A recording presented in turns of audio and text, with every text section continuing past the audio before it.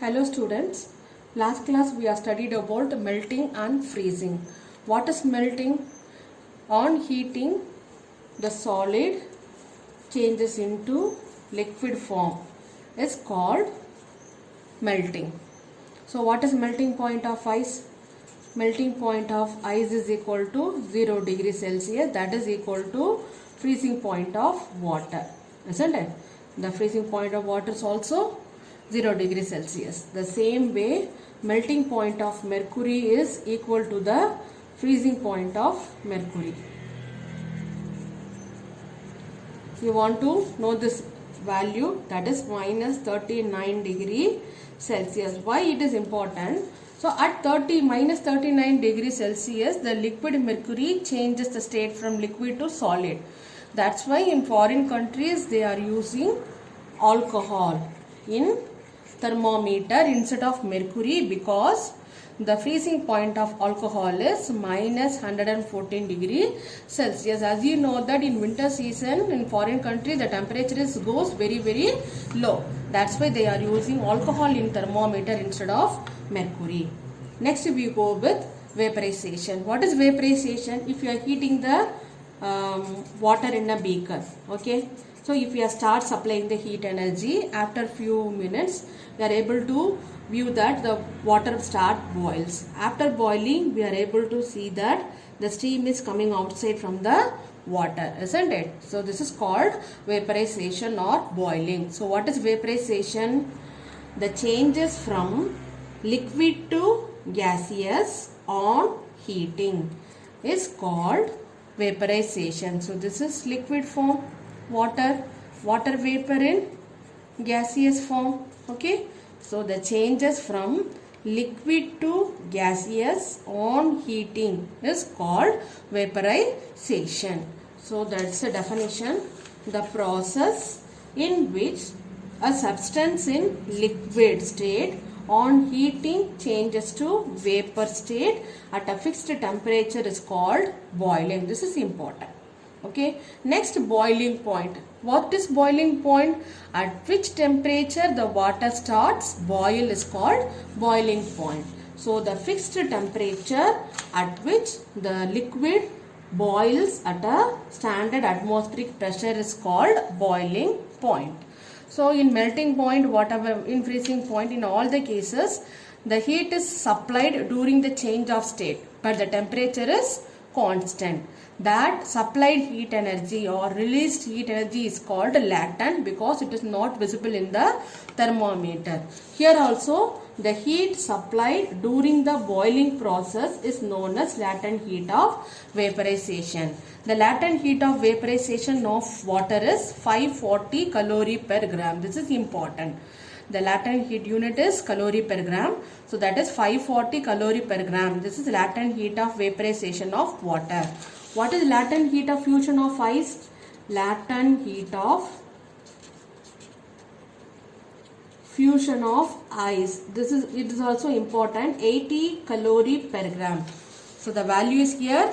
80 calorie per gram is the latent heat of fusion of ice, but latent heat of vaporization is 540 calorie per gram. Now by the activity we are finding the boiling point of water.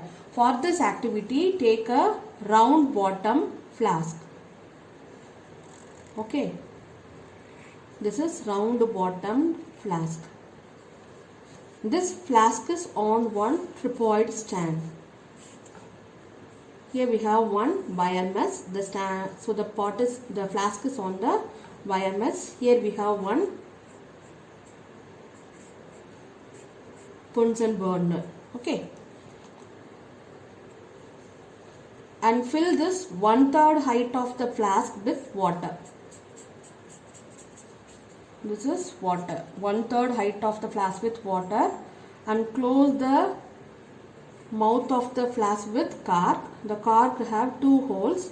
Through one hole insert one thermometer.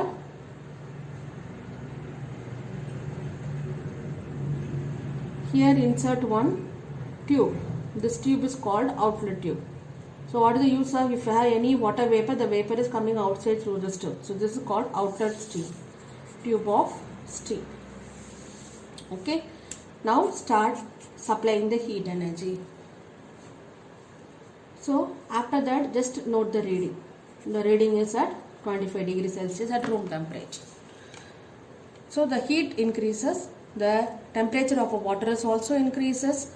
So the temperature in a thermometer also increases. So imagine this is at 50 degree. Now it is at 100 degrees Celsius. So the temperature is at 100 degrees Celsius, the water start boil. So at that stage, the water changes the state from liquid to gaseous. So we are able to see that water vapor. So after coming the water vapor, the steam is coming outside through this outlet. So in that time, the temperature is 100 degree Celsius. So what is boiling point? At which temperature the water starts boil. So here at 100 degree Celsius, the water starts boil. So the boiling point of water is 100 degree Celsius. So still we are supplying heat energy, but there is no change in the heat energy in the thermometer until all the water changes into water vapor. That supply of heat energy during the change of state, that means from liquid state to gaseous state, that heat is called latent heat of vaporization. That value is 540 calorie per gram.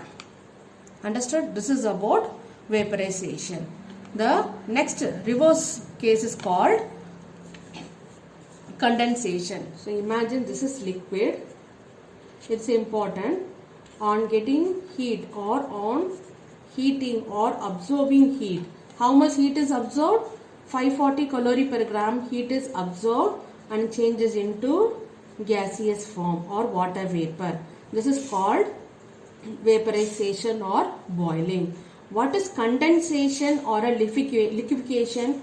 The reverse process of gases changes into liquid on cooling is called condensation or liquefaction.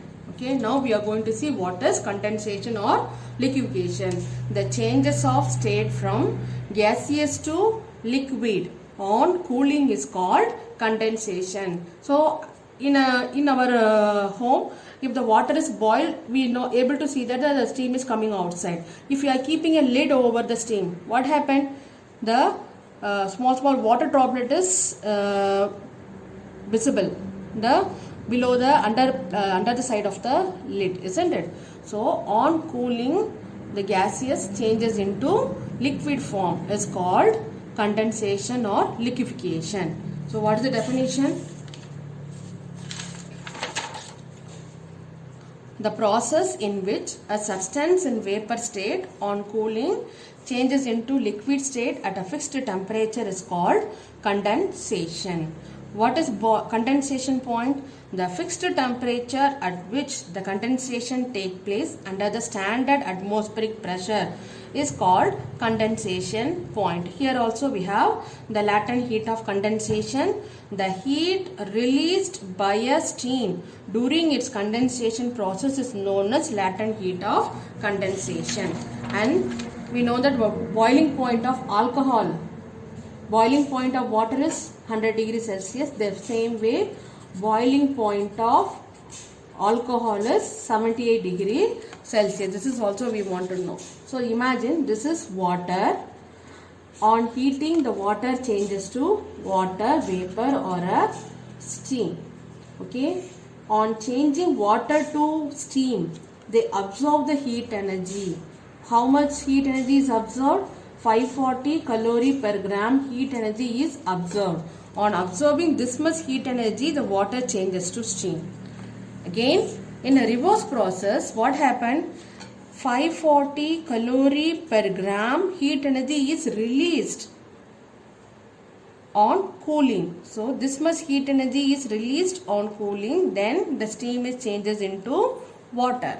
That's why the burn caused by the boiled water is less severe than the burn caused by the steam, because on condensation the steam is releasing this much heat energy, 540 calorie per gram. That's why the burn caused by the steam is severe. than the burn caused by the boiling water. This is the important point in the condensation. Okay, next we go with some important points. Now we go with some important points. The boiling point of any substance is equal to the condensation point of that same substance. So what is the main difference between boiling and condensation? Boiling, the substance absorbing the heat energy, but in condensation the substance releasing the same amount of heat energy. Next, pure substance have a fixed boiling point. So whatever the pure substance, the value is fixed. So if you are going to find out the boiling point of any substance anywhere at any time, the value must be same. Different substance have a different boiling point. So boiling point of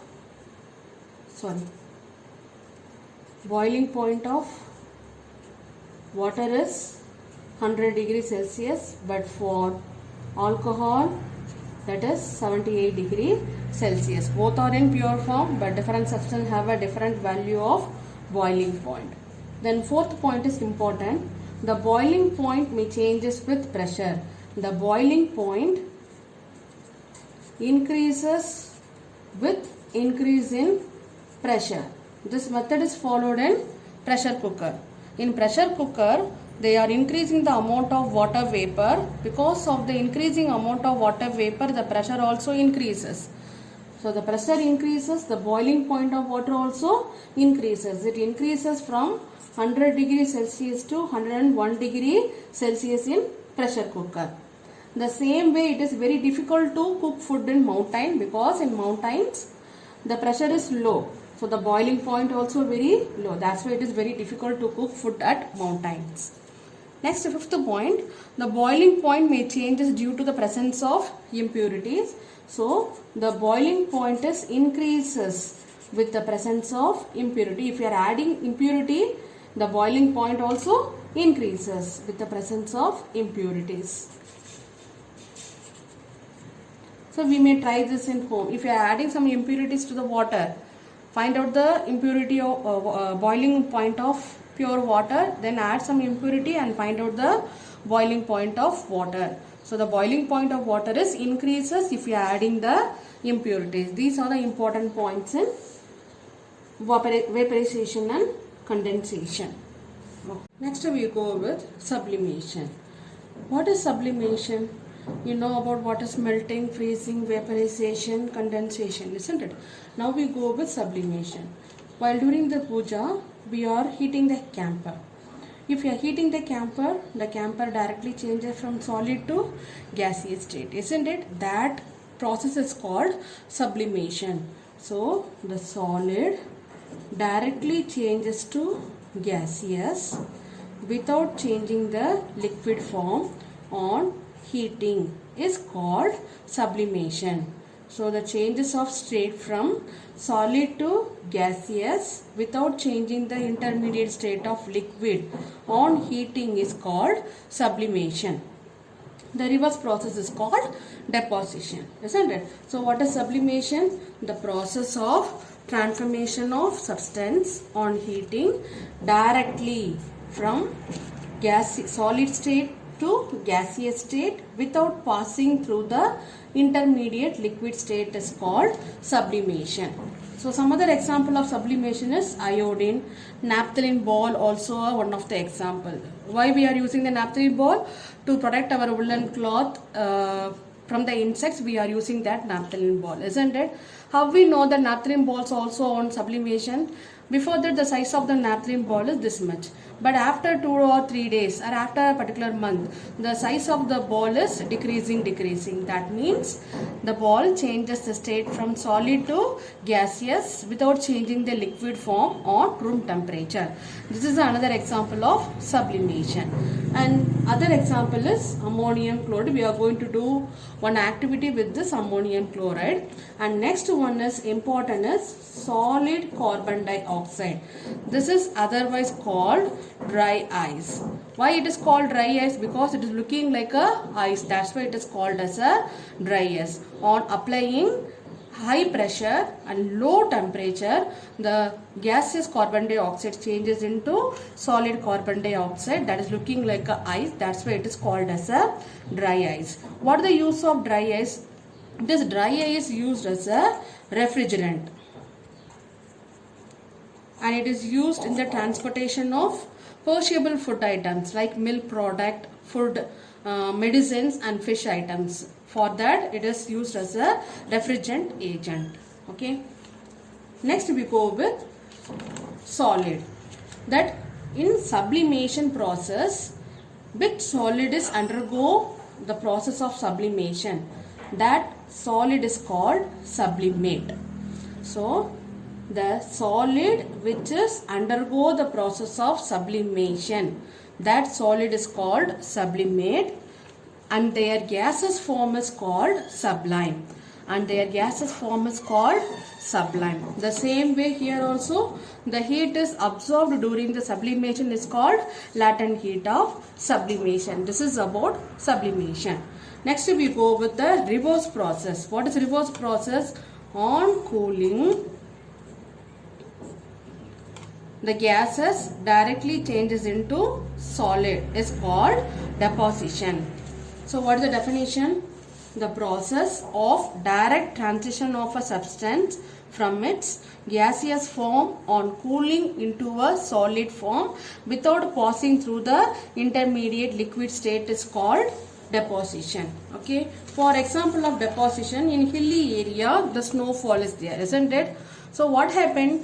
Due to the water vapor, they are directly changing the state from gaseous to solid. That's why it is snow falling is there. This is one example of deposition. Another example, during heavy winter season night, if you go and watch the plant, one white color layer is deposited on the plant, isn't it? That is also due to the deposition process, that liquid or that water vapor is changes into gaseous state to solid state directly without changing the liquid form. These two are example of deposition. Now we are going to do one activity of this sublimation and deposition. For that, take one tripoid stand. Above the stand we have one wire mesh. Here put one china dish. Take a camphor or a ammonium chloride powder, any other camphor powder or ammonium chloride powder form. Okay.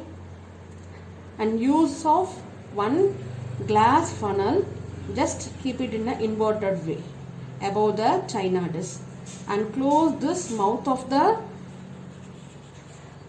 funnel with cotton paste. So we are not allowed any vapor to go outside of the funnel. Now with the help of burner, heat. So as start heating, we are able to notice that the vapor of ammonium chloride are seen in the above of a china dish. So these vapor when rises, cooled here, so they are deposited in the inner wall of funnel. So here the ammonium chloride on heating directly changes to vapor. Here on cooling, that vapor directly changes to solid. This is the example of sublimation and deposition of ammonium chloride. Okay. So this is about sublimation and deposition. So we will see next part in next video. Thank you.